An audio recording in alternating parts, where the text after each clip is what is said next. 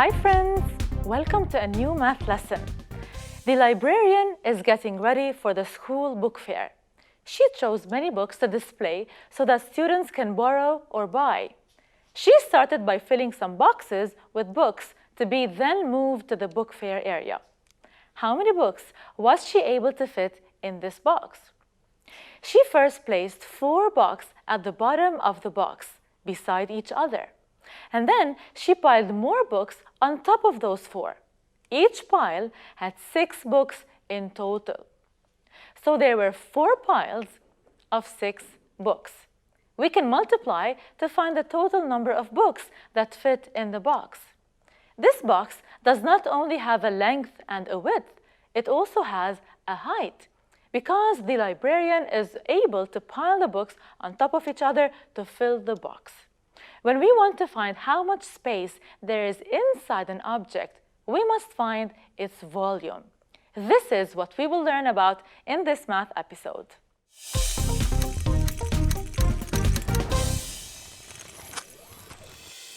Length is the measure of a distance from one point to another. Measuring the length means measuring the distance of one line. I can, for instance, measure the length of a piano to find out whether it fits in our living room. What happens if I extend this line? We will have a shape with a length and a width. It's a square. A football field has a length and a width. Let's further extend this square to make a shape with not only a length and a width, but also a height. What shape is that? This is a cube. It has 3 dimensions. This is the length, this is the width, and the height. 3-dimensional shapes have different faces. Each face of this cube is a square. There are 1, 2, 3, 4, 5, 6 faces in all. Let's make a different 3D shape with different faces. The marshmallows will represent the corners of the shape, and the toothpicks will represent the sides. If you do not have marshmallows, you can also use tiny pieces of Play-Doh. Let's begin by making 2 squares. This is my first square.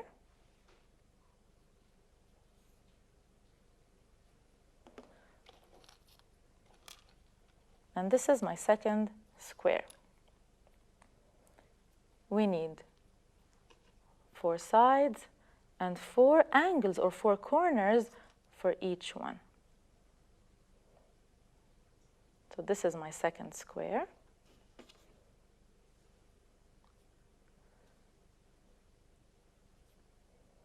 Now I will join them with long toothpicks. Watch carefully.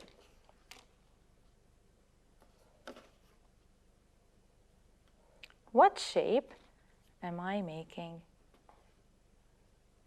This is a 3-dimensional shape.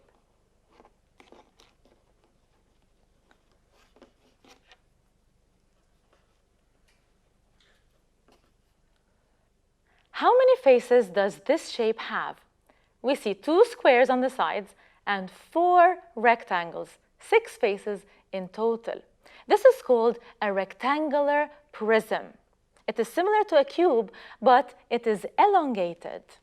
Let's put it on the side and make another one. I'll make a 3D shape using 5 faces. I will use 1 square and 4 triangles.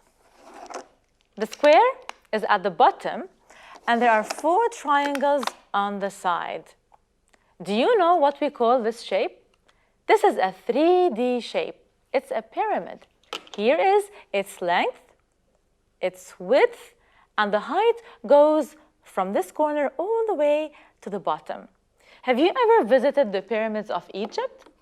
Let's make one last shape using those magnets. We'll need 2 triangles for the sides.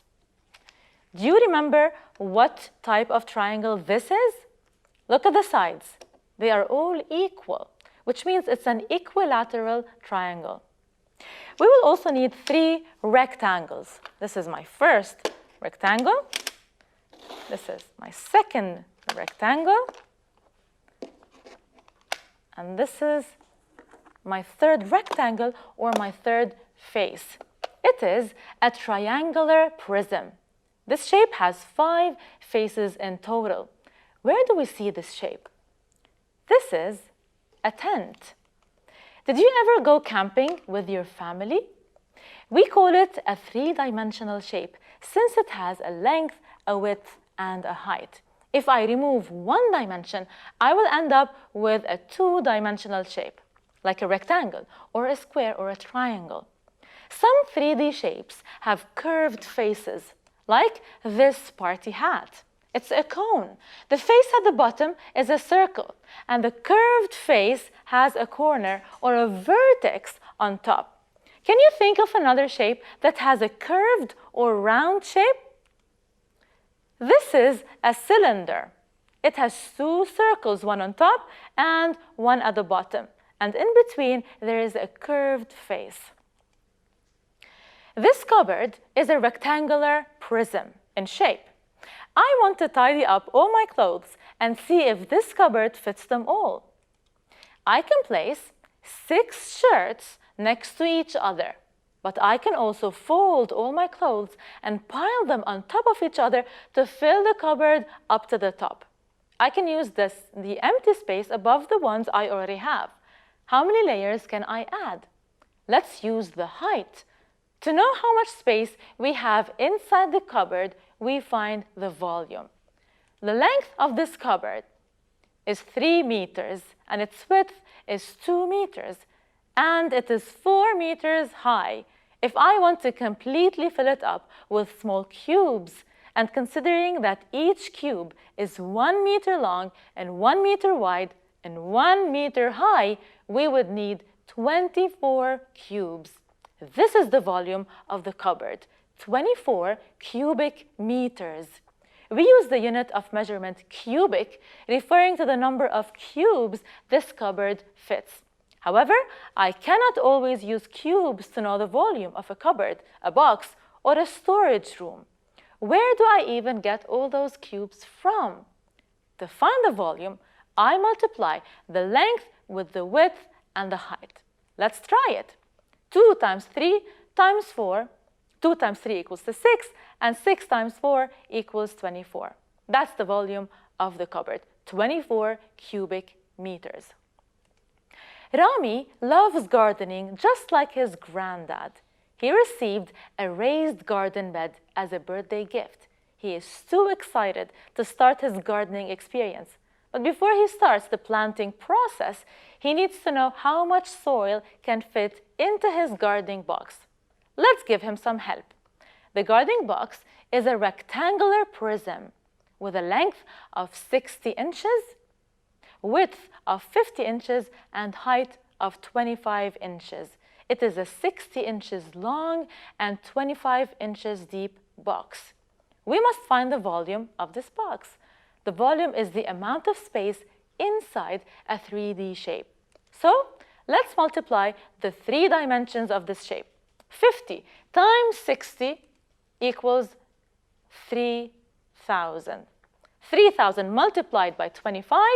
Do you remember how to calculate this? The answer is 3,000 multiplied by 5, 15,000. 3,000 multiplied by 20 equals to 60,000. We add both answers. The space inside the gardening box is 75 cubic inches, which means if we must fill this box with small cubes, we will need 75,000. And each cube would measure 1 inch in length, 1 inch in width, and 1 inch in height. The volume is 75,000 cubic inches, and around 50 kilograms of soil would fit in there. In this episode, we learned about the volume of 3D shapes. I'll see you next time. Goodbye.